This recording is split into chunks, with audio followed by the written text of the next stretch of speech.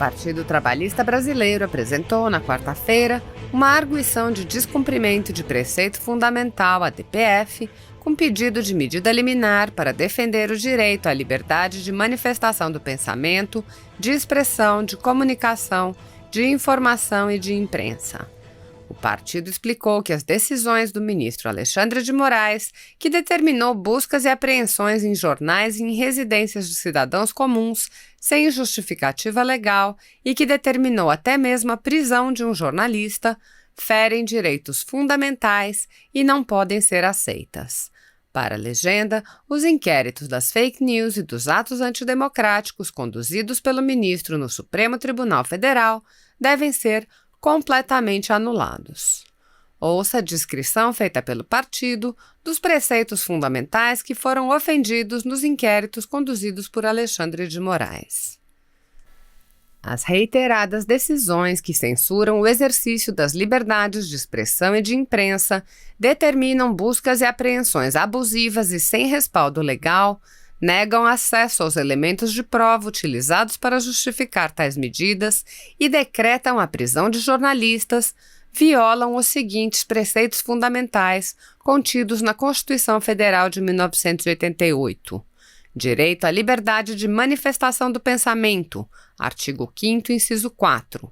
De expressão e de comunicação, artigo 5º, inciso 9.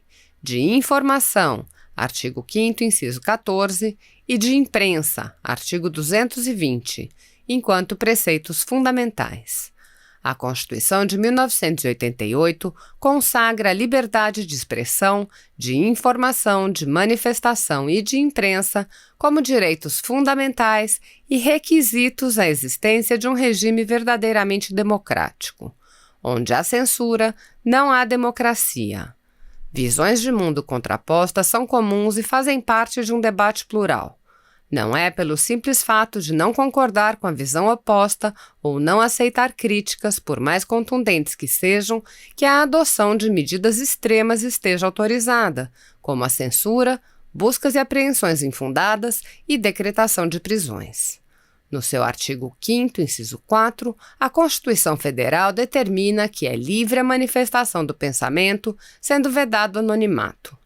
Uma das finalidades da liberdade de manifestação do pensamento é conter o poder político, que, se exercido sem limites e sem controle algum, se torna uma ameaça à liberdade individual. Destaque-se que, desde a independência do Brasil, nos dizeres de Daniel Sarmento, a proteção da liberdade de expressão tem figurado em todas as nossas constituições. Fez bem a Constituição de 1988 ao proteger de forma expressa a liberdade de expressão, que abarca a liberdade de crítica, seguindo constituições de outras nações econômicas e socialmente desenvolvidas, como bem aduz Daniel Sarmento. A liberdade de expressão é protegida pela maioria das constituições democráticas contemporâneas, cabendo destacar a norte-americana, a alemã, a portuguesa, a espanhola, a italiana, a francesa, a canadense, a argentina e a mexicana, dentre tantas outras. Além de ser direito previsto em diversas constituições, também se encontra protegido no âmbito do direito internacional, destacando-se a Declaração Universal dos Direitos Humanos, no artigo 19, e o Pacto Internacional dos Direitos Civis e Políticos, artigo 19. Já no âmbito regional, destaque-se a Convenção Americana de Direitos Humanos, no artigo 13, a Convenção Europeia de Direitos Humanos, no artigo 10º, bem como a Carta de Direitos Fundamentais da União Europeia, no artigo 11. Essa Corte já se manifestou em diversas oportunidades acerca do tema, reconhecendo a força da liberdade de expressão. Cite-se como exemplo a ADPF 130, de relatoria do ministro Aires Brito, ocasião na qual o STF declarou a não recepção de todos os dispositivos da Lei nº 5.250 de 67, a Lei de Imprensa, por tê-la considerada incompatível com o regime constitucional da liberdade de imprensa, inaugurado com a Constituição de 1988.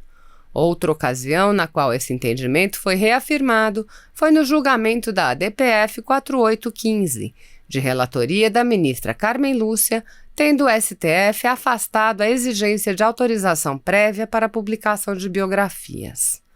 Daniel Sarmento afirma que a liberdade de expressão é essencial à garantia da democracia. Outro argumento importantíssimo é a garantia da democracia.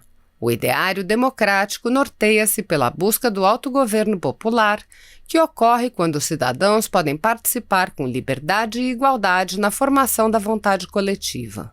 Para que esta participação seja efetiva e consciente, as pessoas devem ter amplo acesso a informações e a pontos de vista diversificados sobre temas de interesse público, a fim de que possam formar as suas próprias opiniões. Ademais, elas devem ter a possibilidade de tentar influenciar com suas ideias os pensamentos dos seus concidadãos. Por isso, a realização da democracia pressupõe um espaço público aberto, plural e dinâmico, onde haja o livre confronto de ideias, o que só é possível mediante a garantia da liberdade de expressão. A construção de um espaço de debate plural, essencial em uma democracia, impõe a liberdade de expressão. Tanto a manifestação do pensamento como a divulgação de fatos são abarcadas pela liberdade de expressão. Continua Daniel Sarmento e assevera que todo e qualquer conteúdo de mensagem encontra-se prima facie salvaguardado constitucionalmente, por mais impopular que seja. Aliás, um dos campos em que é mais necessária a liberdade de expressão é exatamente na defesa do direito à manifestação de ideias impopulares, tidas como incorretas ou até perigosas pelas maiorias, pois é justamente nestes casos em que ocorre o maior risco de imposição de restrições, como assentou com propriedade o STF no julgamento da ADPF 187, que versou sobre a chamada Marcha da Maconha. Por mais impopular que seja a mensagem, estará ela abarcada pela liberdade de expressão. Não cabe ao Estado ou a quem quer que seja censurar mensagens, por mais polêmicas e críticas que sejam.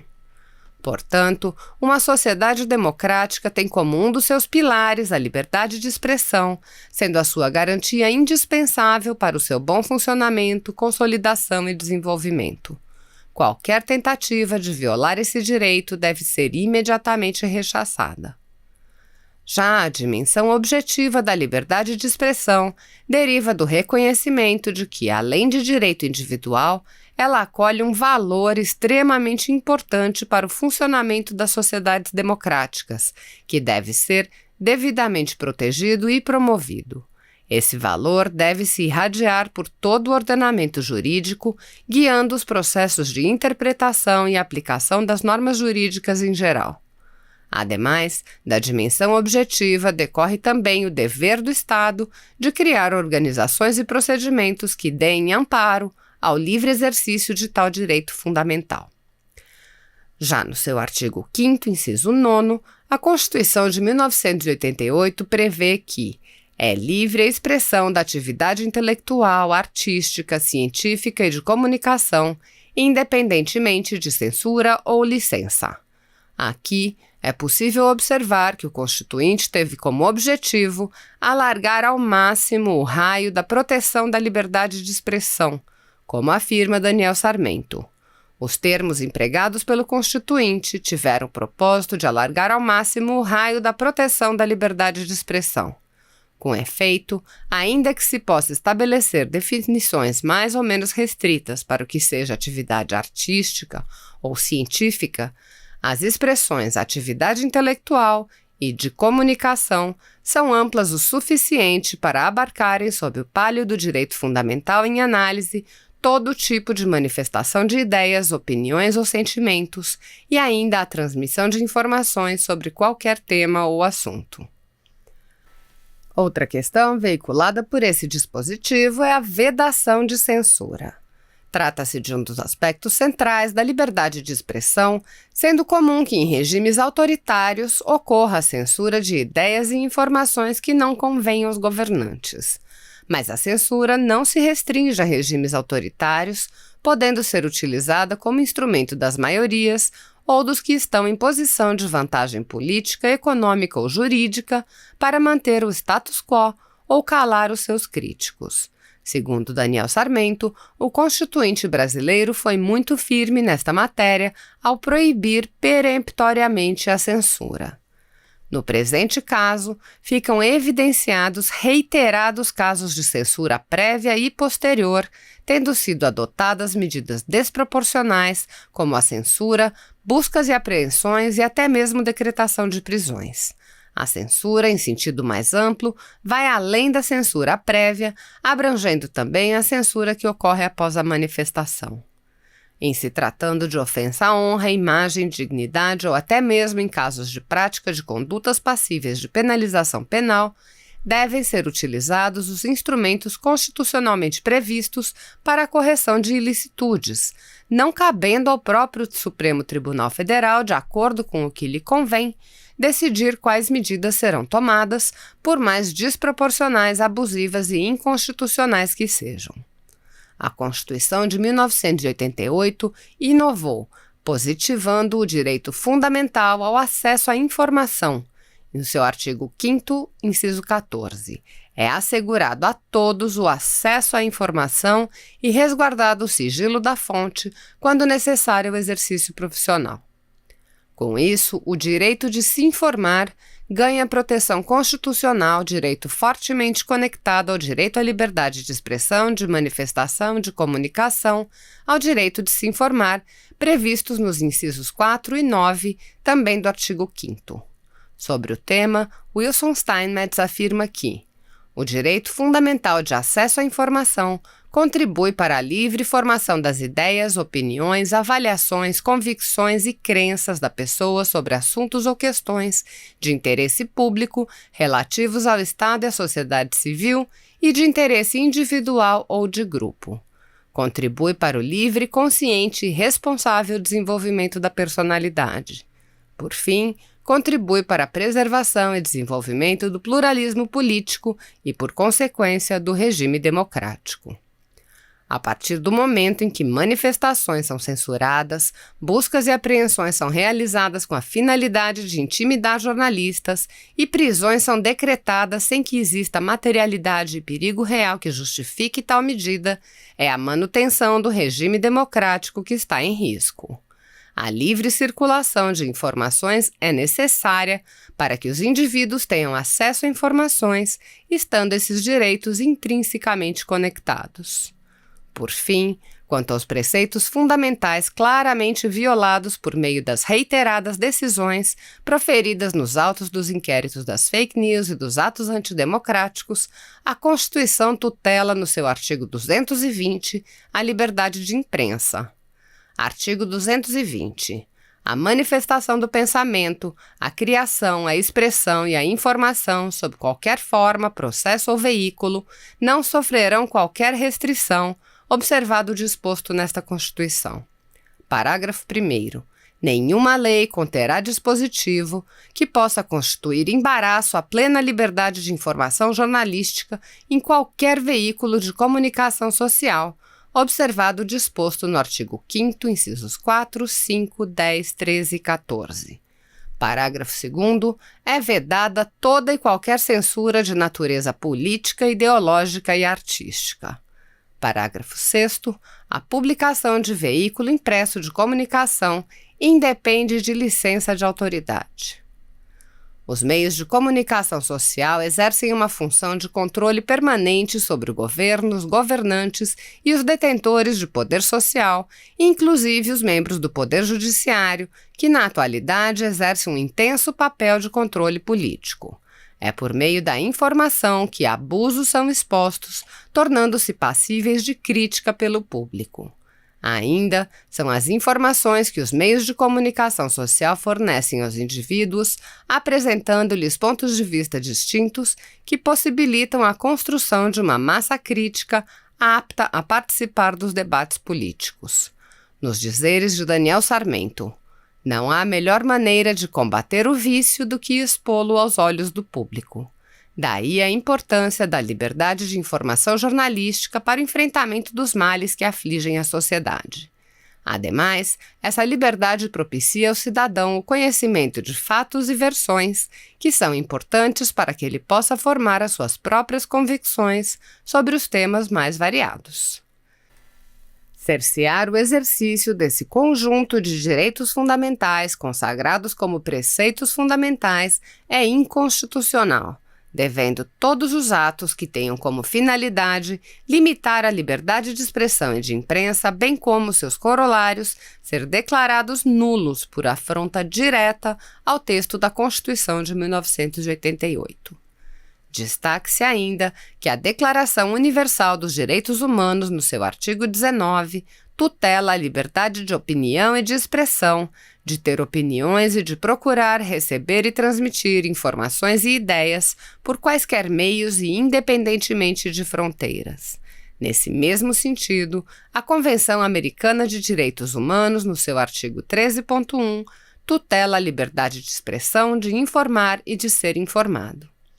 Tamanha é a relevância desse conjunto de preceitos fundamentais acima suscitados que essa Corte, quando do julgamento da liminar na DPF número 601, de relatoria do ministro Gilmar Mendes, decidiu no sentido de determinar que as autoridades públicas e seus órgãos de apuração administrativa ou criminal abstenham-se de praticar atos que visem a responsabilização do jornalista Glenn Greenwald pela recepção, obtenção ou transmissão de informações publicadas em veículos de mídia ante a proteção do sigilo constitucional da fonte jornalística.